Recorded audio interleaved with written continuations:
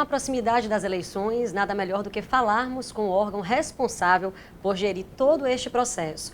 Por isso, nossa entrevista de hoje é com o presidente do TRE, Mário Riz, que também é desembargador.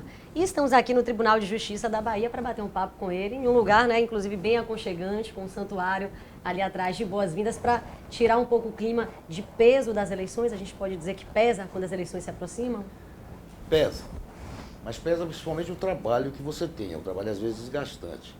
Mas eu também costumo dizer, e isso é uma coisa repetitiva, eu já me acho até meio chato em dizer, que o Tribunal Eleitoral da Bahia, e digo mais, os tribunais regionais, de um modo geral, são extremamente azeitados, são órgãos que funcionam por si só.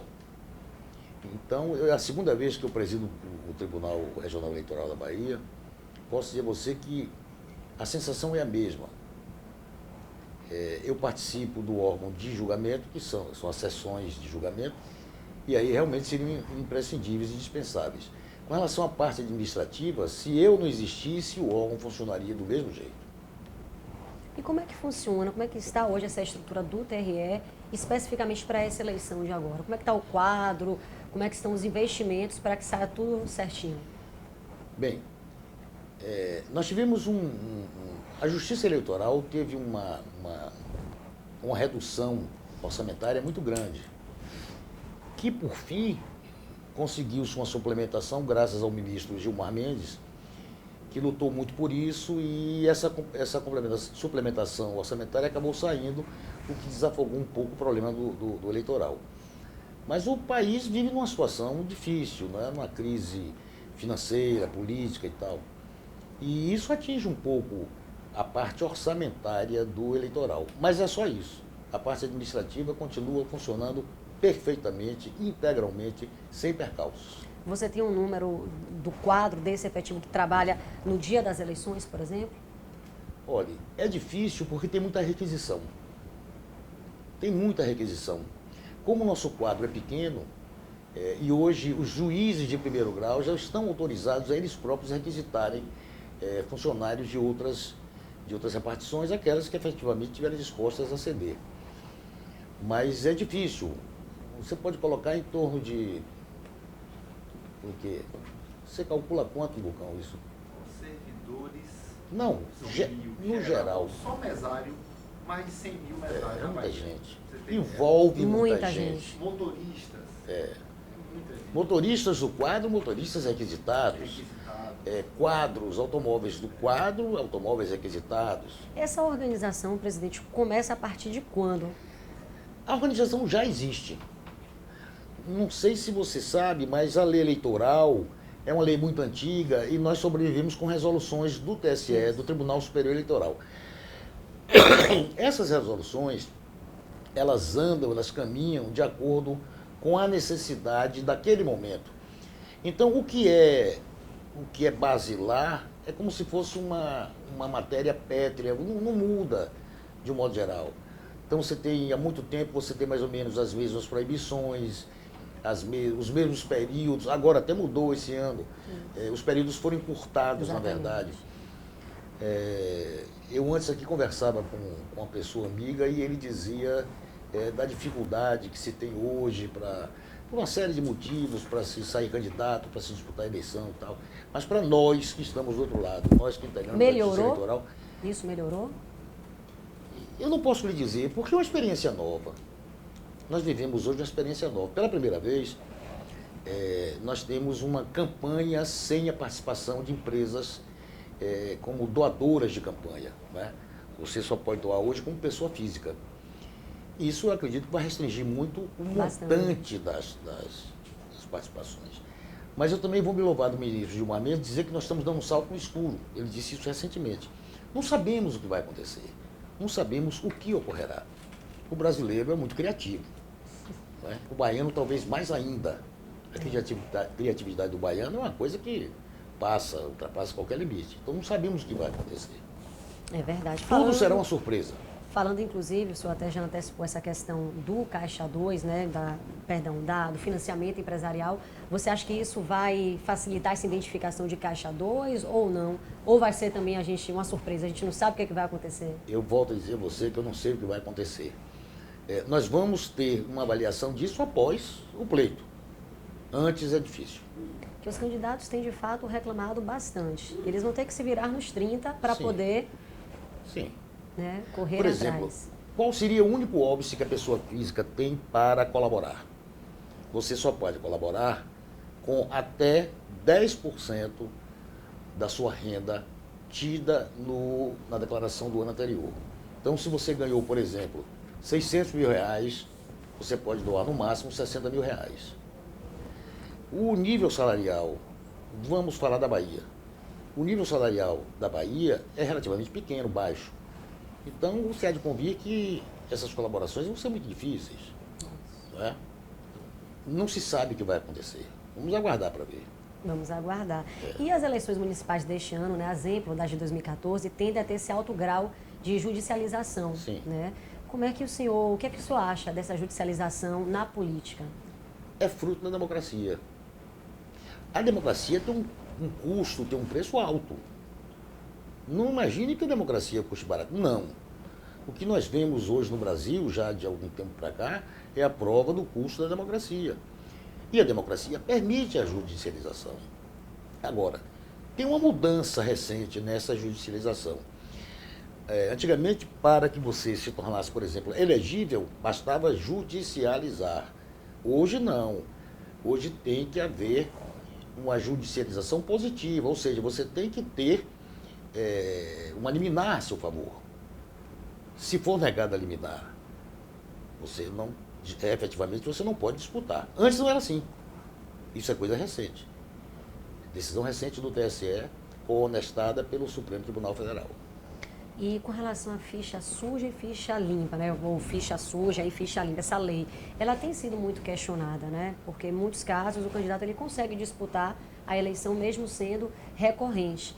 Há, de fato, muitas brechas nessa lei? Não, eu volto a falar do problema da judicialização.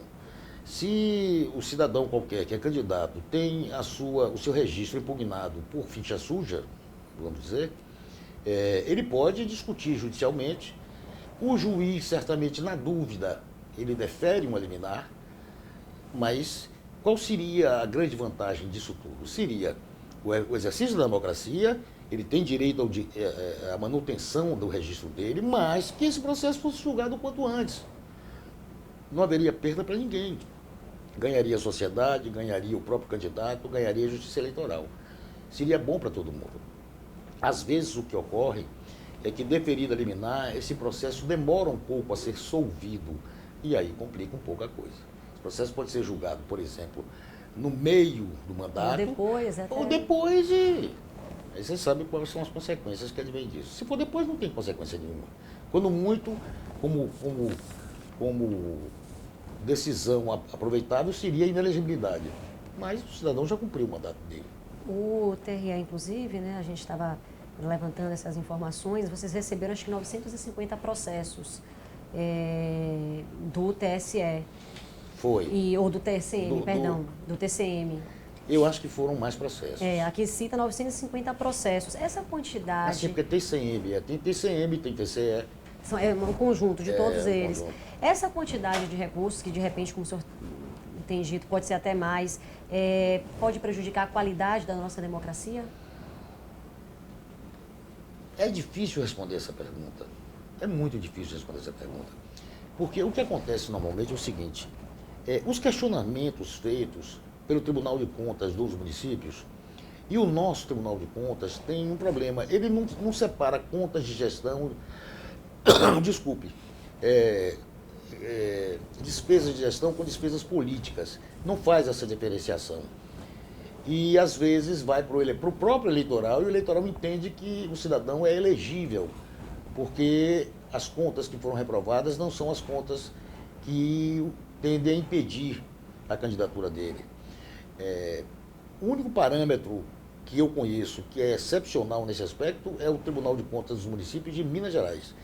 Esse faz uma análise totalmente diferenciada e perfeita dessas contas.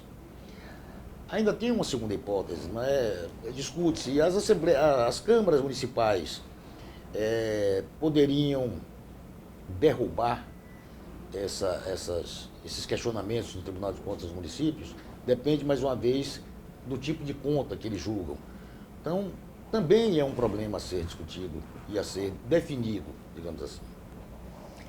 Como é que o senhor avalia essas concessões de liminares pela Justiça, né, que suspende os efeitos de rejeições de contas dos gestores públicos, declaradas pelas câmaras, tribunais? Como é que você avalia esse processo? É o que eu estou lhe dizendo, o que eu já lhe disse, é uma consequência da democracia.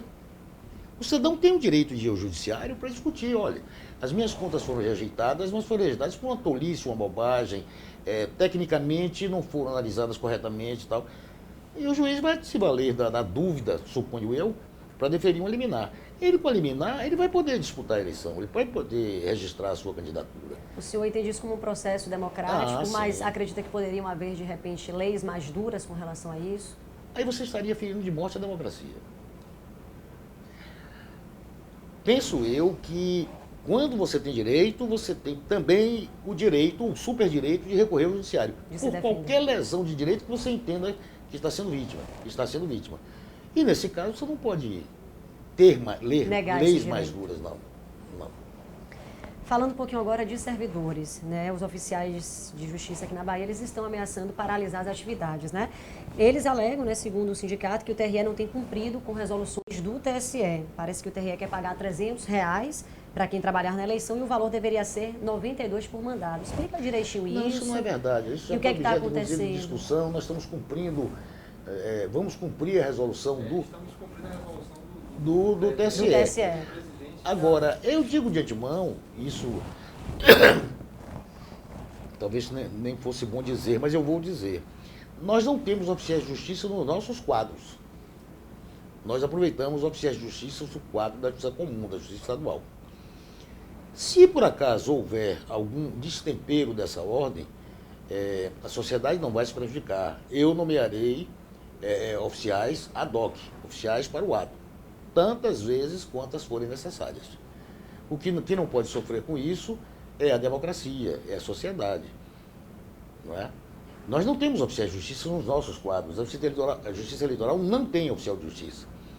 Algumas vezes, várias vezes, já foram nomeados funcionários para praticar aquele ato, o ato privativo de oficial de justiça. Efetivamente que nós preferimos a colaboração dos oficiais de justiça. Mas se eles resolverem fazer greve, a eleição não vai deixar de existir por causa disso. Tenho certeza disso. E talvez deixar o senhor um pouquinho na saia justa? Ou não? Não, eu uso calça mesmo. Mas acho que é importante até a palavra do presidente com relação a isso. O senhor considera hoje a estrutura do TRE adequada? Se não, onde precisa melhorar para que o trabalho seja feito de uma forma com maiores resultados?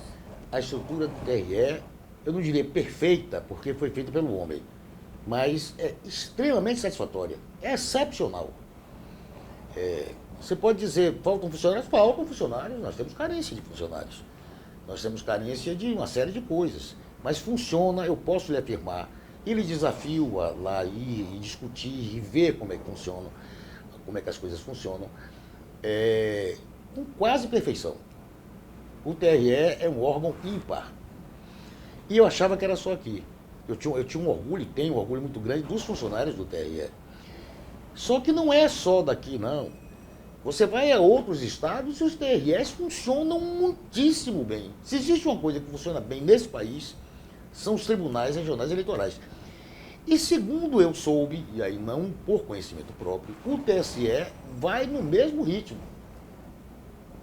Tem uma equipe, tem super equipes de especialistas em vários ramos, em vários campos, entendeu? Da informática, do próprio direito, de investigação.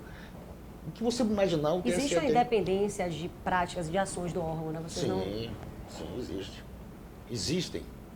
Existem, os TREs, em princípio, são autônomos. Agora, efetivamente que tem situações que você é totalmente vinculado ao TSE. Né? Os TREs têm autonomia para os estados, mas é totalmente vinculado ao TSE. Vinculação, eu diria, de quê? Vinculação financeira, né? Nós recebemos repasses do TSE. Eu diria que é independente, como eu entendi sua pergunta, no plano de julgamento do processo. Exatamente. É totalmente independente. Indiscutivelmente é totalmente independente. E acho que essa independência é extremamente salutar, porque nós vivemos em vários Brasis. Nós temos vários Brasis. Né? O Brasil do Norte não é o Brasil do Nordeste, não é o Brasil do Centro-Oeste, não é o Brasil do Sul. Nem do Leste, nem do Sudeste. Não tenho razão? É verdade. São vários Brasis. É verdade. Para a gente falar um pouquinho, aproveitar essa chegada, essa proximidade aí das eleições, o que é que pode e não pode esse ano com relação à propaganda eleitoral? Eu lembro e me recordo até há pouco tempo atrás dos balões, eu acho que não podem mais. O que é que pode? A gente vai ter que encarar de novo aquela papelada nas ruas ou não? Para eu lhe responder, é inexorável a papelada nas ruas. Mas é impossível não ter tem papelada como. nas ruas. Eu me lembro, inclusive, que eu não me lembro se eu estava com o diretor, quando eu fui votar a última vez, que eu era presidente lá. E existia pedido de voto, uma série de coisas no entorno, num trajeto enorme. Chegando para votar. Não, eu saindo da votação. Mas, meu Deus, como é que se controla isso aqui? Exatamente. Era isso que eu ia perguntar para você. Porque há alguns Como contrassensos. controlar? Por exemplo, a polícia não pode ficar a menos de 500, de 100 metros. 100 metros. É uma questão cultural também isso, né? Faz parte. Claro que é. Você vai a um outro país e vê, parece que não existe eleição. Exatamente. Chega lá, o camarada vota, um negócio meio insípido. Aqui é uma festa, né? Vira uma festa democrática realmente. Gente, muita gente nas ruas, com papelzinho, com papelzão. E santinho? É um papelzinho, um santinho, eu chamo o santinho aqui. O nome do candidato. Tanto as permissões quanto as vedações continuam sendo mais ou menos as da lei, com pouquíssimas mudanças. Pouquíssimas mudanças. O senhor, né, falando até um pouquinho disso, o senhor acredita que é possível reprimir a prática de compra de votos? É uma pergunta difícil para fazer, para responder, mas eu sou muito franco. Eu acho que não há lei no mundo que se impeça alguém de comprar ou vender voto. Isso cabe à pessoa, ao eleitor, ao candidato, né? Ter um mínimo de respeito próprio, pensar num país um pouco mais decente, essa é a verdade, e nem comprar e nem vender. Agora, impossível você impedir esse tipo de coisa. Quando se descobre, se toma providência. Tem gente que tem mandato cassado, tem gente que se torna inelegível e mil outras consequências consequências do ato. Mas como é que se impede isso? A corrupção, isso é uma coisa mais do que sabida. Você não faz corrupção no meio da rua. A corrupção é feita entre paredes. São 2, 3, 4 pessoas que se juntam com interesses, às vezes, divergentes, mas que convergem um quer receber o dinheiro, o outro quer ter algum benefício. É muito difícil se combater isso. Como é que hoje está se fazendo uma grande operação no país, chamada de Lava Jato? Por causa de delação. Porque quem participa diretamente do problema está contando. Porque senão é muito difícil. É muito difícil. Aproveitar até esse ensejo para a gente também encerrar, gostaria que o senhor desse até uma palavrinha para os nossos leitores, né, com relação a buscar esse voto consciente e fizesse uma análise rápida dessa situação atual do país. Estamos em um retrocesso ou a gente deu o primeiro passo para amadurecermos de fato a nossa democracia? Eu acho que essa operação que se denominou Lava Jato, né, generalizadamente Lava Jato, foi o início de um grande passo que se deve dar, com alguns excessos, com alguns erros, certamente tem, mas com uma possibilidade muito grande de se descortinar um futuro melhor para o país. Eu levo muita fé nisso, acho que isso é uma coisa importante. E com relação ao voto, eu acho que se deve votar em quem se confia, em quem traz a melhor plataforma eleitoral, em quem demonstra ser verdadeiro, não é? Em quem por algum ato pretérito, e é sempre pretérito, porque nessa época todo mundo é uma maravilha, mas que alguém por algum ato pretérito tenha convencido o cidadão para dele votar, coisas desse tipo. No mais, poesia é o axial. Que venham as eleições. Que venham as eleições. Muito obrigada, presidente. Não por isso.